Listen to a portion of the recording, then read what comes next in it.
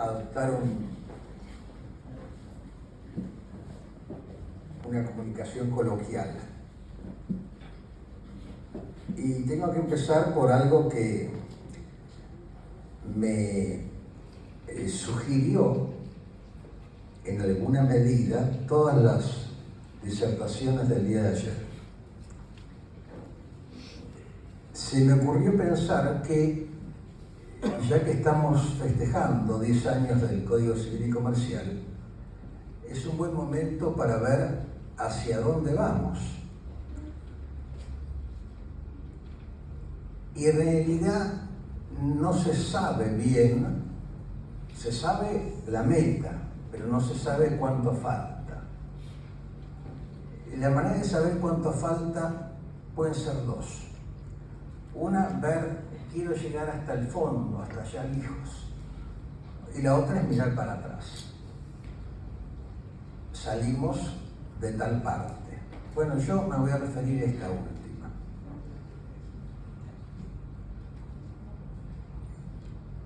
Cuando nos invitan a comer un asado, cosa que últimamente nos pasa con frecuencia, nadie dice, che, qué interesante el asado, ¿quién habrá descubierto el fuego? Y un Neandertal seguramente, pero nadie piensa en eso, piensa en las achuras, en las mollejas, la proboleta. Y a mí se me ocurrió pensar, ¿por qué estamos todos aquí hoy? No ayer, no mañana. Cada ciclo tiene su propio leitmotiv. El de este es la parte general. ¿Y de dónde salió la parte general del derecho civil argentino? Porque el código tiene parte general, pero el de Vélez no. Y algo muy curioso, hace 115 años exactamente, hubo un grupo, pequeño grupo de profesores de la Facultad de Derecho de la Universidad de Buenos Aires, que decidió, cuando el Código de Vélez no tenía parte general, decidió enseñar parte general en los programas de la Facultad de Derecho. Quiere decir que era contra legem. 3 señores que decidieron, acá el código no tiene esto, pero tendría que tener esto. Vamos a hacer un plan de estudios en el que se empiece el estudio del derecho civil por la parte general. Pero ¿qué parte general? Si no había en el Código de Vélez. Tremenda osadía, yo diría tremenda valentía intelectual, ¿no? ¿Quiénes eran? Eduardo Prayones, Jesús H. Paz, tucumano, Jesús Hipólito Paz, tucumano, eran miembros del Instituto de Derecho Civil. Eran, lo que tenían en común, además de la disciplina, era que eran discípulos de Bibiloni. Bibiloni, que en 1910 no había todavía sido convocado para escribir ningún anteproyecto. Lo único que había era un rumor, vamos a llamarlo así, del BGB, del Código Civil Alemán con vigencia en 1900.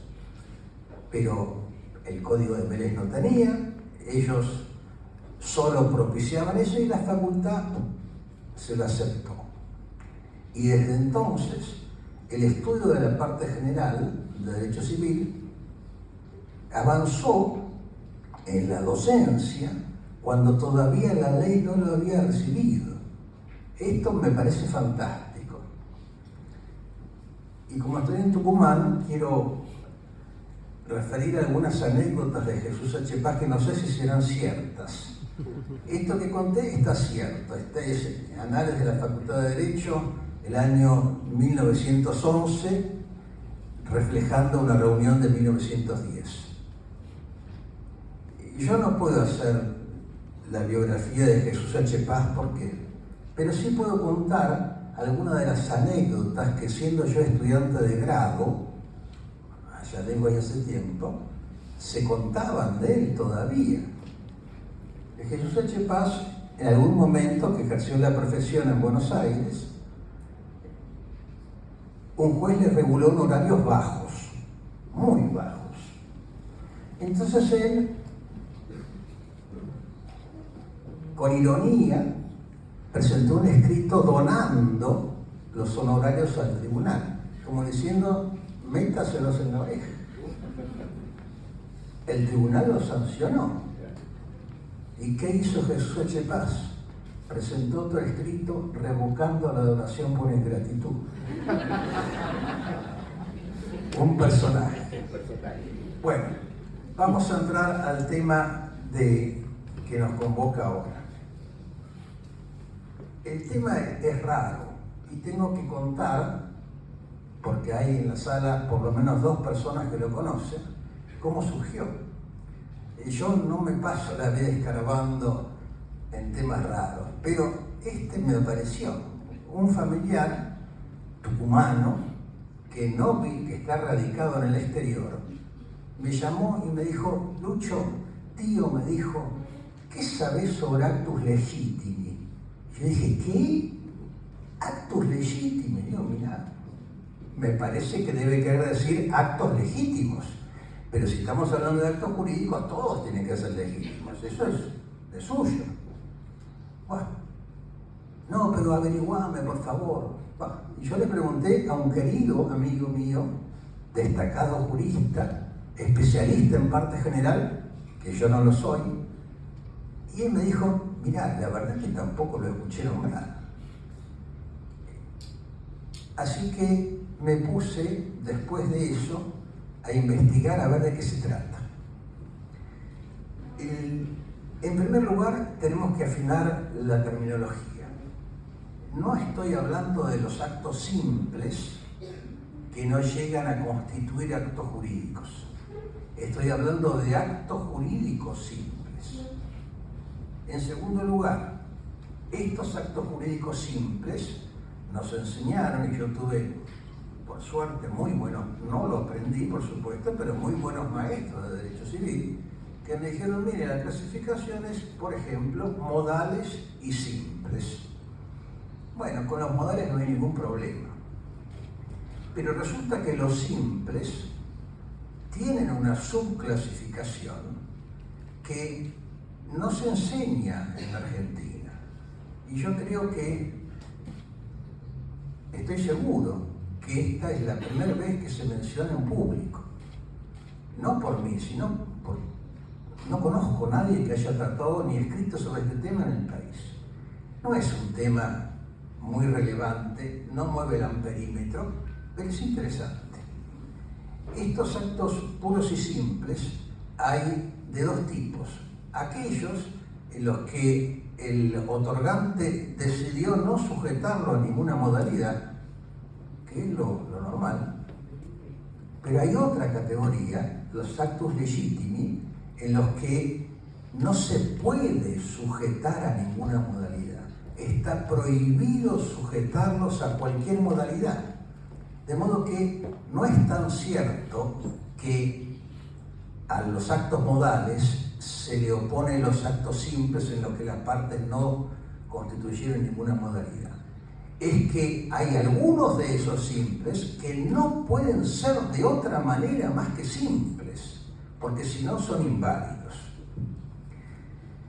Esto lo rastreé hasta las instituciones de Justiniano, hasta la partida quinta,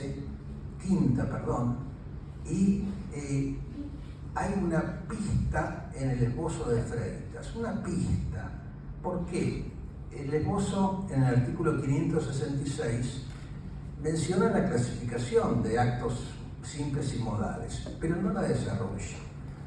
Y tendría que haberla desarrollado al tratar sucesiones, porque uno de los ejemplos de actos legítimi es el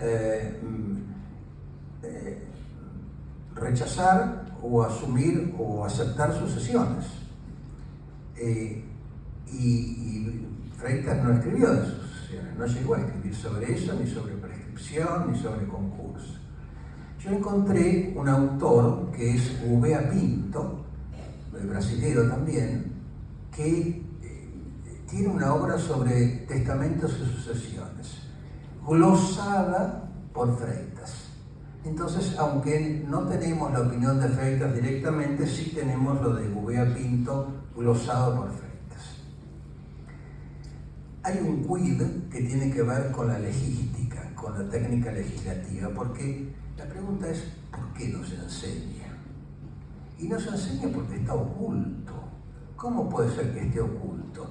Está oculto porque el lugar donde Vélez puso las modalidades era un lugar incorrecto. Hay 3 lugares donde pueden ubicarse las modalidades: en los contratos, en las obligaciones y en los actos jurídicos. El único código que yo consulté que trata las modalidades en los contratos es el Código Italiano del 42.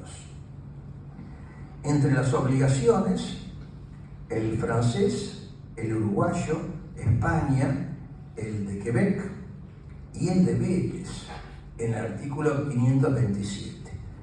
Pero está mal. Es cierto que las clasificaciones, como decía General Carrió, no son verdaderas ni falsas, sino útiles o inútiles.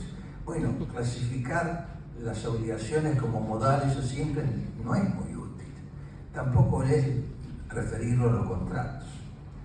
En cambio, hacerlo respecto de los actos jurídicos sí es útil. Y eso lo hizo Freitas, lo hizo el Código de Japón del 96, 1896, hecho por el profesor de la Sorbonne, Boissonade, hizo toda la parte patrimonial sacándola de familia.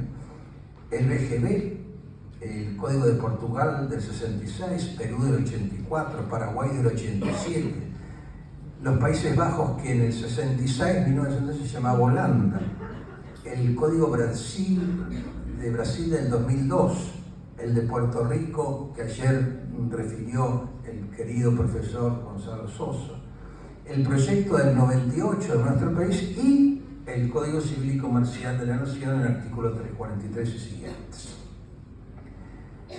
Ahora, curiosamente, así como hay actos jurídicos simples que solo pueden ser simples, hay otros actos jurídicos que no pueden ser simples, que están prohibidos que sean simples. Por ejemplo, las locaciones urbanas como contrato obligatoriamente tienen un plazo y si las partes no lo acuerdan,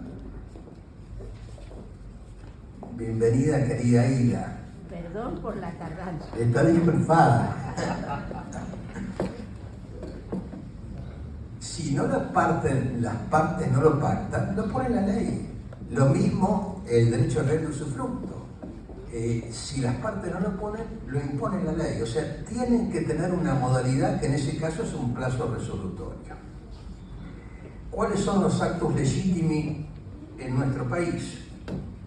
Bueno, hay en Vélez también, pero no los voy a referir. Voy a referir los del Código Civil y Comercial. El reconocimiento de filiación del 573 no puede sujetarse a una modalidad. Nadie le va a tomar una declaración y decir, sí, reconozco la paternidad, siempre que sea rubio, sea inteligente, gordito, sano. No es posible. El consentimiento matrimonial tampoco se puede sujetar a ninguna modalidad, ni a plazo, ni a condición, ni a cargo. La revocación del contrato de consumo en el artículo 1110 prohíbe cualquier cláusula o modalidad, solo respecto de esa modalidad de contrato consumeril. La aceptación o renuncia de herencia en el artículo 2287 y la adopción. Claro que la adopción no puede tratarse a la par que el reconocimiento de filiación porque la adopción es judicial en nuestro país, de modo que pero si fuese privada, tampoco podría sujetarse a una modalidad de la misma manera que el reconocimiento de filiación no lo puede hacer. Pero fuera del código, siempre hubo otros actos jurídicos que tampoco admiten ninguna modalidad. que son la letra de cambio, vale y pagaré. El cheque no admite modalidad alguna. Hay algunos contextos en el código donde se prohíbe alguna modalidad, pero no cualquiera. La regla es que se prohíben cualquiera, pero en algún supuesto, por ejemplo en materia alimentaria, el artículo 539 parece prohibir el plazo al que trata bajo la voz término y parece prohibir el cargo del artículo 2165 sobre servidumbre real.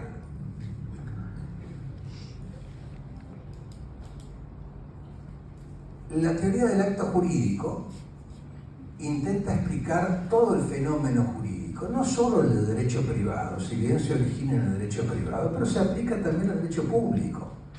Por ejemplo, recuerdo que en la presidencia de Néstor Kirchner hubo dos planteos judiciales, o uno con dos propuestas, dos pedidos, de anular decretos presidenciales porque supuestamente la firma no era del presidente. Bueno, después quedó en nada o se concluyó que sí era del presidente, pero eso está demostrando que se aplica también al derecho público la teoría del acto jurídico. Si ahí no hubiese estado la firma del presidente, sería nulo. Recuerdo otro caso también, pero que no se resolvió judicialmente. El derecho a la intimidad, el primer intento legislativo de incorporar al derecho argentino el derecho a la intimidad en el Código de Vélez. Salió una ley, pero resulta que después se descubrió que lo votado por diputados no coincidía exactamente con lo votado por senadores. Entonces allí no se logró el acuerdo que prescribe la Constitución y la ley esa era nula. Se hizo el planteo, pero el Congreso, creo recordar, reaccionó antes.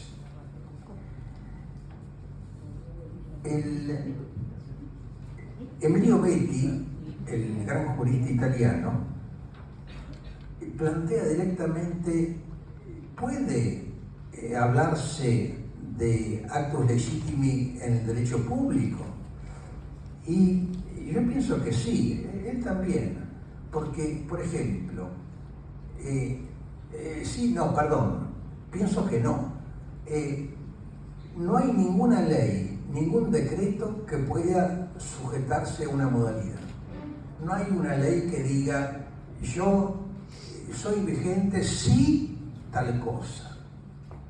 Sí puede ser una ley cuyo plazo suspensivo se prevé en la misma ley, y es bueno, incluso un plazo resolutorio, ley hasta tal fecha.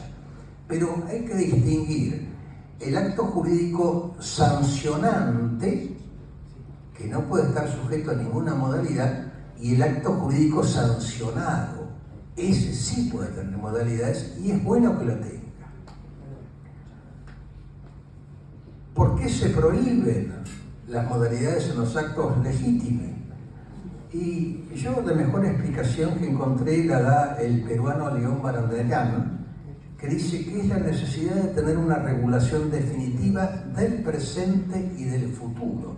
O sea, son actos que el derecho quiere que queden claramente consolidados y no tengan marcha atrás. ¿Cuál es la consecuencia de violar la prohibición de incorporar una modalidad en los actos legítimos? Bueno, es una nulidad absoluta, pero parcial. Se anula solo la cláusula. Y esto parece estar reflejado también, o puede inferirse, del artículo 2468 del Código, cuando dice condición y cargo prohibidos, las condiciones y cargos constituidos por hechos imposibles, prohibidos por la ley o contrarios a la moral, son nulos, pero no afectan la validez de las disposiciones sujetas a ellos. Y la última pregunta, y con esto termino. ¿Puede haber más actos legítimos que los previstos en la ley? Me parece que no, porque si la consecuencia es justamente la nulidad, y no puede haber nulidades que no estén previstas en la ley, de modo que la respuesta sería que no.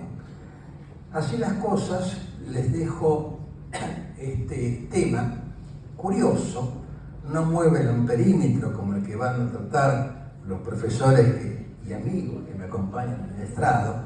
Esto es una curiosidad, pero existe, y es una curiosidad que hasta ahora no se ha tratado. Muchas gracias.